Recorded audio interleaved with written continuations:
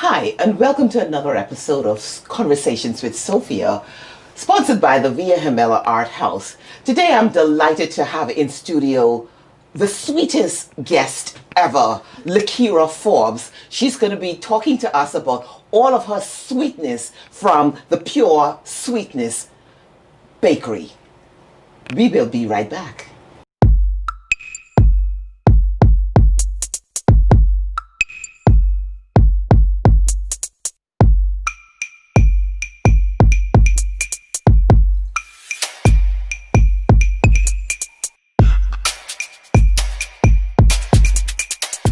Welcome back to the conversation. One of the things that I do, is talk to artists about food, not only savory dishes, but sweet dishes as well. And today, ladies and gentlemen, you are in for a treat. We are speaking to Lakeria Forbes. She is with Pure Sweetness. And just by that name, it's already a sugary kind of thing. But Lakeria, welcome to the studio. Thank you. Welcome to Via Gemella Art House. And, I can't wait for us to get into this box here. But tell us a little bit about Pure Sweetness. You are an artist.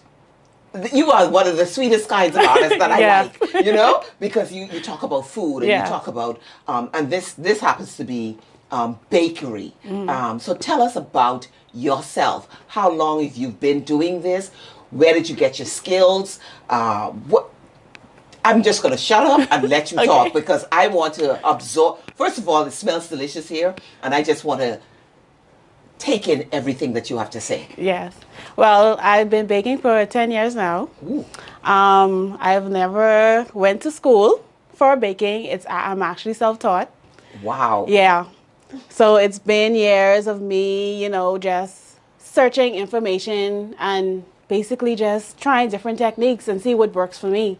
I used to, when I was in school, in junior high school, I used to go to this little cookbook that my mom used to have. And I always used to skim past the savory. I was like, oh, let me get to the sweet. And I would try my best to recreate some of the sweet dishes that were in there. But they wouldn't turn out good because we didn't have all the ingredients in the house. So I was like, okay, I have to trash this before we come home and see me wasting the stuff. So let me just throw this away. And from there, I did business in school, studied business. I started to go to UB or COB then, but they didn't really have what I wanted. So I was like, you know what? But they have a culinary institute there. They do, but the type of art that I want to put into my cakes, they don't offer it. I see. Okay. So that was back then. Yeah. Okay. But I'm not sure if they have it now. But I've more gotten into sculpting with my cakes, making more 3D work, all of that type of stuff, making flowers, all of that.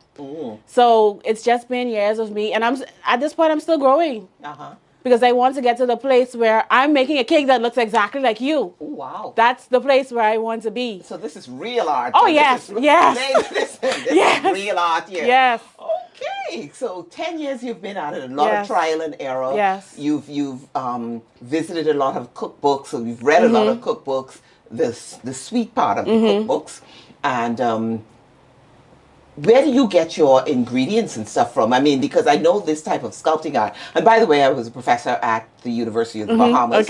And headed at one point the Culinary Institute there. And so I'm aware that our pastry chefs, Chef Saunders and Chef Adderley and Chef Farrington and all of those wonderful chefs do a lot of that kind of thing now, and they do engage their students at a very high level in those kinds of creativeness in the bakery, in the pastry shop. And so where do you source your materials now? I'm going to ask that question because I want to get into your clientele and who is your biggest clientele base. The thing about baking, a lot of people bake. Yes. But a lot of people don't really sculpt and craft do that kind of finish work that you do, and I think that takes bakery and baking to the next level. Yes. I bake as well, Yeah. but I don't decorate. I mean, that to me is an art in and of itself. Yeah. And that's the creative side of yourself. So first of all, where do you find a lot of your ingredients, or do you put specialty things on top of your cake to make it different? I heard you say that you could make a cake that looks like me. I don't know about what a cake looks like me, but we'll try it one day. We'll try it. yeah. So is there a special store or something where you would purchase your stuff from, or do you make things from scratch? Well, for now, yes, we make things from scratch. Because when you get really into sculpting, you're basically almost becoming a construction worker. Absolutely. With the cake. Yeah. So you're an artist. Exactly. You're an artist. Exactly. Always say that to yourself. Yes. Anytime you start getting into the creativeness of anything, you're an artist. Yes. So once you do that, like there was this ice cream cone cake that I did, and it was a 3D, like it was literally standing up. Wow. And I had to go to the construction store. I had to get wood. I had to get the washer. All of that to create the base that I need, the structure that I needed to hold up this cake. But I also had to make it food safe. Right. So what I did, I took some of the aluminum foil and I wrapped it and made it food safe. Right. And when I was done with that cake, I was so proud of myself. Like, there were so many times that I wanted to stop. I was like, oh my God, this isn't working. As artists and creatives. How long did it take you to do something like that? Let's say about 4 or 5 days. Wow. Yeah. Wow. Yes. And yours is a home-based business? Yes. Okay. I am home-based at the moment. And when I was done with it, because I love the challenge. I love to challenge myself. I love when a client comes like, can you make this? Do you think you can make this? I'm like, of course, I'm not going to say no. I'm not going to tell you, no, I can't do this. You never let this Exactly. I'm not going to limit myself. I am not going to limit myself. So even if I have to go and sit down and do my research, I'm going to do that. Where would you research for something like that? I would basically go online, YouTube. I'm University a YouTube. Of yes, YouTube. yes. There's a University yes. of YouTube. Don't ever underestimate the University of YouTube. Absolutely. Because you find a whole lot of information there. You have the World Wide Web in the palm of your hands. You can find out anything. Wow. So that's how I've grown so much in my business and to where I'm at right now, because I'm always researching, always looking for information, new information, always willing to learn new things. And that's how you have to be in your craft. Right. So you said you've been doing this for 10 years. So are you a full-fledged business now, or are you still just, let me call Lakeria because I know she bakes beautiful cakes, that kind of thing. Have you made this into a business venture for yourself? Have you taken it to the next level? Oh, yes. This is most definitely a business, because now I have Pure Sweetness Academy. Ooh. Which is a baking school. Ladies and gentlemen, we're going to be right back, and we're going to talk to Lakeria about the Academy, Pure Sweetness Academy. That is sweet and fascinating. We'll be right back. So one of the things that we like to feature on the show every week is Sophia's choice in wine. And so today we are drinking a Chilean red wine by Fonterra. It's a Cabernet Sauvignon 1883 Concatora, and it's a light-bodied red wine that goes well with any of your dishes. Red meat, white meat, whatever you're having, this goes perfect with it. It's not too sweet. I love it. That's the bottom line. I love it. And I'm drinking it in one of my glasses, one of the glasses that I designed. And so it's even better. So pick up a bottle. Welcome back to the conversation with Sophia. We left off talking about the Pure Sweetness Academy. And ladies and gentlemen, I needed to settle myself down, because I needed to find out where this academy was, what it's all about, and exactly how does one enroll in this Pure Sweetness Academy. So on set with Ms. Forbes, she has her manager. Now, I want to just say on a very sober note that it's important to have someone to help you manage your business. As a small business person who is just coming out of the gate, who is getting into any kind of business, be it art, be it craft, be it baking, cooking, it's always helpful to have somebody to manage the business end of your business. Otherwise, one of the things I like to tell my students all the time, if you are not in business to be in business, you will be out of business. Yes. And so we are delighted to welcome to the conversation Miss Genecia Russell, Yes. Miss Forbes' manager. Genecia, how do you help to manage Miss Forbes? And I want to ask you that before we get into the Pure Sweetness Academy. So basically what I do for Pure Sweetness is I think of different ways to create revenue. I think about different ways that we can come up with to basically help the students out there, because Miss Forbes, she has a passion for wanting to, learn and to put all of her expertise onto other persons. So I come up with different ways. We elaborate on it. We talk about it. We think about different plans, different products to bring out and all of that stuff. We do all that stuff. And so you field, so if somebody wants to get in touch with Miss Forbes, they have to go through you as Yes. the business manager. Yes, Of course. and trust me, it's been a bit of a surprise to everybody, because when they had this, like, who you is? Where's Kira? You know what I mean? So that's the attitude they take on. But they've been adjusting to the fact that this is A business. a business. Yes, and we're a lot more professional, and we want to do things the right way. Absolutely. Has the COVID-19 impacted your business from a business perspective, and have you been able to get around, consistently getting work for Miss Forbes to do? Because I imagine that is part of your job as well, to Yes. source work for her. Honestly, COVID has been awesome. Everybody is still celebrating birthdays, celebrating any kind of occasions, engagements, weddings, and all that stuff. Trust me, sometimes you have to turn away people who are like, we're booked. Wow. Yeah, That it's is been beautiful. good. So I can't say that COVID has affected the business. It may have affected it in ways that we wanted to grow in reference to certain things, but like them making orders and them coming in for classes, definitely not. Everybody is hyped up. Wonderful. So we're going to segue right into this Pure Sweetness Academy, Miss Forbes.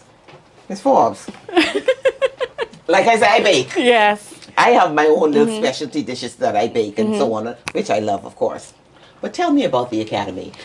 You are so young to have an academy, and I am very proud of you for that. Thank you. So tell me a little bit about it, please. Pure Sweetness Academy is just for bakers, who has a passion. I have to make sure you have a passion and love for it. Because if you're not putting love into it, it won't last. It definitely won't last. Because, if you're just doing, I just want to bake, you're going to quit. But when you love something, even though you want to take a break, you go right back at it. Right. No matter, I've stopped so many times and I was like, this nagging at me. Oh, let me just go bake. Like, I can't even just sit. I was supposed to take a week, like not a week, but a month vacation. And I couldn't. I barely even took a week. So, okay, this is a home-based business for you, you said. Yeah. So where is the academy? Where do you conduct your classes? Well, for now, we were using a hall. Okay. And we were doing classes there, but now we're looking at getting into a shop space. So we will be holding all of our classes there. Wonderful. And I'm just excited for new and upcoming bakers, because there are a whole lot of bakers here that some, can't go to information for. Yeah. But me, I'm one. Come, let me tell you. Some persons haven't even enrolled or taken a class from me, and they'll be like, hey, how can I fix this, or how can I fix it? And I'll be like, hey, you could just do this or do that. So, okay, I'm curious, and forgive me, because this ahead. is the teacher in me Yes. asking all of these questions. I'm at a certain age where I feel like I am stuck and I can't get to the next level. Can I come to you? Do you have an age limit for those persons who can enroll? Not at First all. of all, so there's no age limit. No. How long does it take you to get through your academy? What's your curriculum like? Is it a 3-week cooking class, or is it a month? How long is it for you to get through with some degree of of competency at the end of the day? How long does it take? Well, let's say our beginner's class, where you're just learning how to bake, I would say about a month. A month. Yes. Okay. So you have different tiers. Yes. So you have beginners, you have intermediate, yes, and then you have the professional. Yes, because we have to start you. We have to make sure that you're able to know that, okay, I know how to bake a cake, I know how to stack, I know how to frost and do all of that and decorate. Now we can move on to the next step, which is I want to put fondant on this cake. I want to learn how to make fondant pieces, all of that type of stuff. But we have to make sure you have the base down first before you can move on to the next stage. And you teach all of that by yourself? Yeah. Wow, because I mean, working with fondant, I know about working with fondant. Like I say, I came from a somewhat culinary background myself, and I know there's a lot of artistry involved in being able to work with that product because it's such a you know, the product is one finicky. Yes. It's temperamental. Yes. And so you need to be able. So how many persons in a class you would be comfortable with? This was pre-COVID, by the way. Yes. So, how large is your class? Well, before COVID, it was about 8 to 10. But now we're just doing 5 persons per class. That's manageable. Yes. That's manageable. Yes. Very good. And you're saying you were talking about the fondant. What came to my mind is we make our own fondant. We make everything from scratch, even down to the fondant, because you know the store-bought fondant can be it tastes yeah. You know. So we make our own. And it's expensive. Yes. We make our own, and we made the cake that you saw that we did. That was from fondant that we made ourselves. So, getting to that cake, ladies and gentlemen, I saw some pictures of some of the end product that Lakeria did, and it's amazing the detail that went into those cakes. And I know the cake tastes good too because I had the cake, right? So, just the detail, artistry that went into that. What is the most outlandish kind of a cake that you've been requested to make? The most outlandish one is the penis cake that squirts. Let's repeat that. We're drinking wine on the show, so yes, we can say some things, eh? So it's the penis cake that squirts. Yes. Wow. Yes. Tell me about that. It's fun and exciting to make. You know what it is to just sit there and be able to just sculpt just a beautiful. It sounds like she took some delight in there. Yes. Okay. You have to get all the details, all of the veins, all of that. You have to get it. Okay, this is going to be. Listen, we are not going to make a penis cake today, right? But I've been told that there are lots of details in this cake. And the squirt. No. Yes. Wow. The whipped cream attachment. Like, wow. It's very fun and interactive. You know, when you have a bachelorette party, that's something everybody's looking forward to. You know, to see that there and you could attach the whipped cream and just put your mouth there and just squirts at you. You know like, what? Just moving into the other realm. Yeah. So I think we have our imaginations already on blast here. Good. Whew. So, what we're going to do right now, ladies and gentlemen, is we're going to allow Lakeria to decorate a cake. It's not a penis cake. This is a simple cake. Palatable for my audience. You know, children are watching. Yes. So, we're going to come back after the break and we're going to get into decoration of a cake. This is so exciting. We'll be right back.